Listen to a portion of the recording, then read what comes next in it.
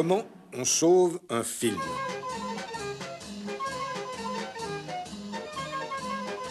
On en a tourné des films depuis l'invention du cinématographe.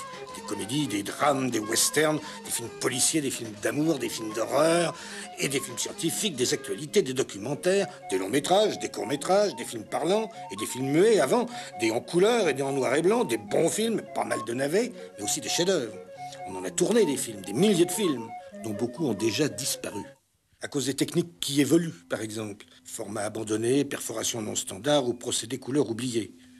Disparu à cause des modes qui passent, tenez, au début du parlant. Et hop, on en a détruit des milliers de bobines. D'autres ont disparu parce qu'on a recyclé la pellicule en peigne ou en vernis à ongles. D'autres à cause de ciseaux malencontreux et d'autres tout bêtement parce qu'on les a oubliés. Eh oui, les films sont en danger permanent. Et pour ceux qui restent, il y a urgence. En fait, on n'a plus que 10 ans. Parce que voilà, jusqu'en 1954, les films étaient tirés sur un support contrariant, le nitrate. Le nitrate a la sale habitude de s'enflammer, comme ça.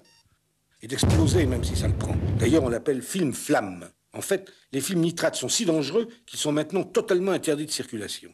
Autre énervante particularité, suivant un inexorable processus, le film nitrate s'autodétruit dans les 50 ans après sa fabrication et finit par se réduire en poudre.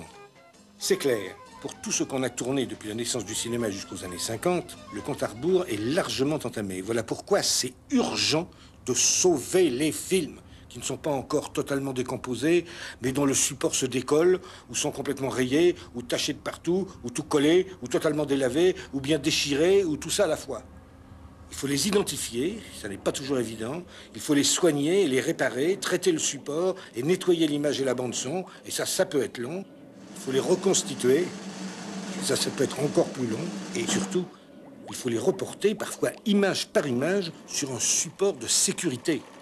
Et les protéger pour qu'ils ne s'abîment plus. Et puis les projeter au cinéma ou à la télévision pour qu'on ne les oublie plus. Mais évidemment, c'est comme tout, ça coûte des sous. En France, le ministère de la Culture et le Centre national du cinéma se sont enflammés pour ces vieilles bobines.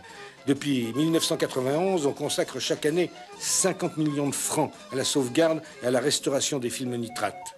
Grâce à cela, 5500 films de toutes sortes ont déjà été restaurés. Des longs métrages, des courts métrages, des muets, des parlants, noir et blanc ou en couleur, des comédies, des films policiers, des films d'amour et des films scientifiques et des actualités, des documentaires. 5500 films.